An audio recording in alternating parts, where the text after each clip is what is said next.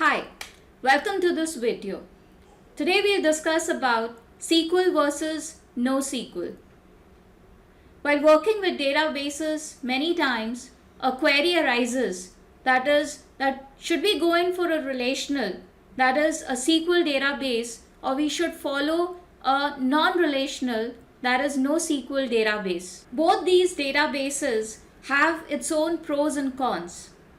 So let's delve deeper into these databases and understand how they exactly work.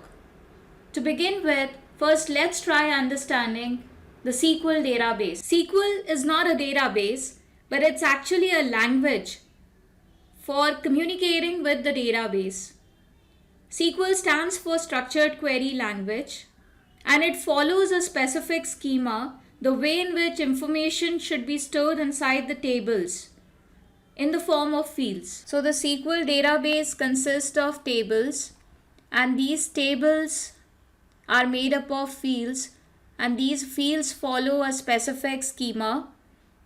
And when we store information under these fields, one row of information or each row of information is known as tuple.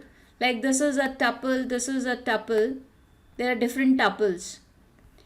But one thing to remember is, inside a relational database, we cannot put in just any information. It has to be what has been defined as fields, that is a fixed schema it follows. And the next thing is, the data whatever is coming into the database tables has to be in the normalized form. One very important building block in SQL databases is relations. This is needed because we don't work with one table, but we work with many related tables. Let's see in this case, say we have users as one table, and ID is a field which is unique to all the users. So this ID or user ID field is the primary key in this table.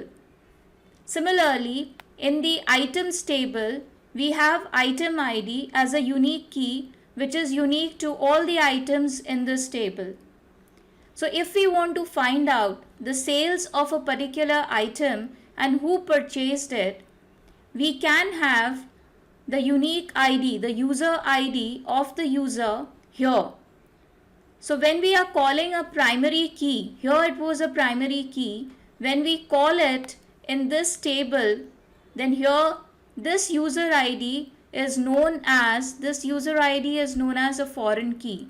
Similarly, this item ID, which is a primary key here, which was defining every item as a distinct item, when we called here inside this table, here it becomes a foreign key.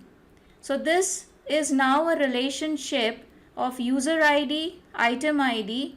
We can find the sales of the items from this table. So in a SQL database, we have different types of relations.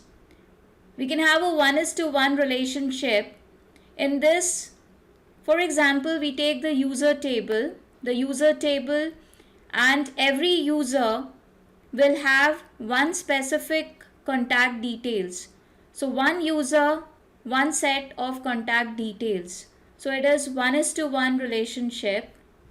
Or if we take user table and item table, so one user can shop for many items. So it can be 1-to-many relationship.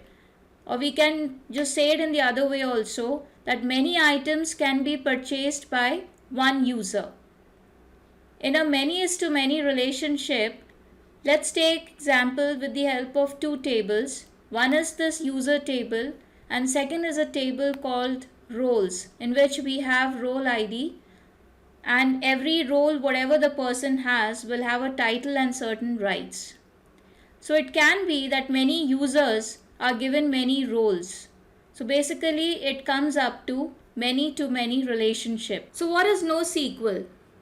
Well, these are no relations databases when we need very high scalability or very strong resilience, and when we are working with humongous amount of data, we can use NoSQL databases. So the NoSQL database doesn't require any schema or any kind of relations. They are self-describing and they can be used for reading and writing. It stores information in the form of documents which are JSON documents. Let's try to understand the difference between SQL and NoSQL with a very simple example. Let's take an example where there are two cities, city A and city B. Now in city A, there is only one mode of communication. They have a universal language for communicating amongst themselves. So if tomorrow this language is changed, then it's going to be very difficult for people to communicate. Actually, the mode of communication will only stop. Take an example of city B, in which every individual speaks different languages. So tomorrow, if one particular language is stopped, then the mode of communication between the people is not going to stop. So this is one major difference between SQL and NoSQL. So in SQL also, the change of schema is going to be very disruptive for the data. Whereas in NoSQL, it has a dynamic schema for storing unstructured data. It can store it in column-oriented, graph-oriented. It can store it as a key-value pair. In different formats, it can store the data. It doesn't actually follow a fixed schema. Scalability is also a major difference between a SQL and a NoSQL database. A SQL database is vertical scalable. So in order to increase the load on a single server, we actually have to work on the hardware resources. Like we have to either increase the RAM, the SSD and so on. A NoSQL database is horizontally scalable.